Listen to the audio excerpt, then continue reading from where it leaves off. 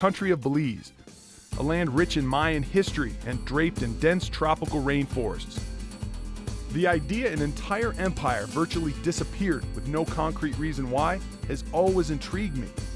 I mean, come on, the thought that a society so advanced, so in tune with its surroundings, could literally vanish blows my mind. Trying to solve this lingering and unexplained mystery gets my juices flowing.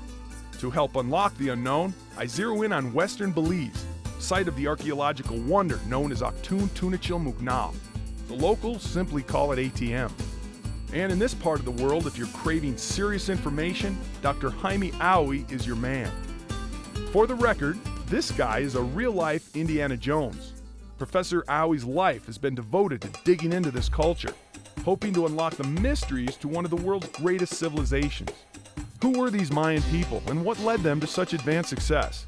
And how did a culture at the peak of its existence nearly disappear overnight?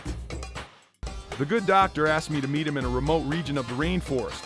It's located just a few miles from the ATM entrance, a site Dr. Aui is credited with discovering. I think one of the things that few people realize is that when we first started to do research back here, all we knew of this place archaeologically were two caves. One that I had explored back in the late 1970s downstream, and then Actun Tunichil Muknal.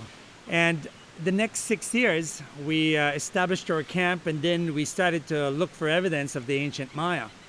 And we were amazed at how much information we gathered and how many sites actually are present in this region. And I can tell you that since then, since we began this project, we now know, in addition to the city, that there are at least about 1,000 buildings, prehistoric structures, just in this river valley. Right around the entrance of this cave, there are several mounds where these people lived.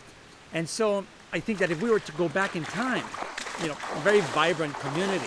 And these are the people who were utilizing the caves. As we trek deeper into the heart of the jungle, sidestepping the occasional snake, we make a total of 3 river crossings before reaching Jaime's original base camp near the entrance to the site. This is where our camp used to be. In fact, you can still see some of the remains of this camp. This used to serve as our lab, where the students would sit in and try to do work with some of the artifacts, and we had tents all over the place. But it was a great fireplace and good food. So you would actually trek up the river to access the site? Yeah. For 3 years? 3 years, and like I said, we do this on a daily basis. Back in the early 1990s, this primitive site was home to Dr. Aui and his research team.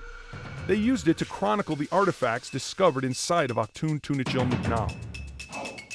Another interesting part of our research back here is to try to determine why eventually did the people leave, because that the Maya left, there is no question about.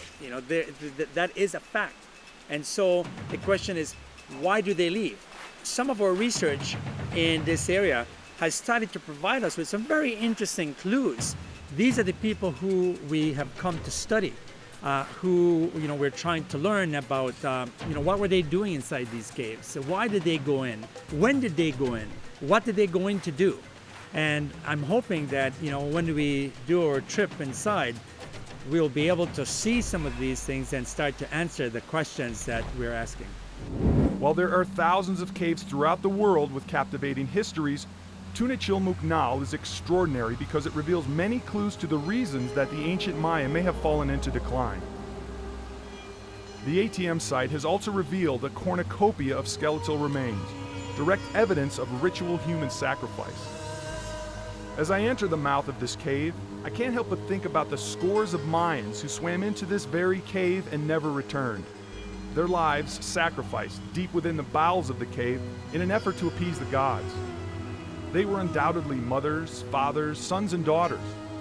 Did they go in willingly, or were they dragged into this cave kicking and screaming? This is how they would have entered the cave more than 1,000 years ago, huh? That's right. It's the main entrance into the cave.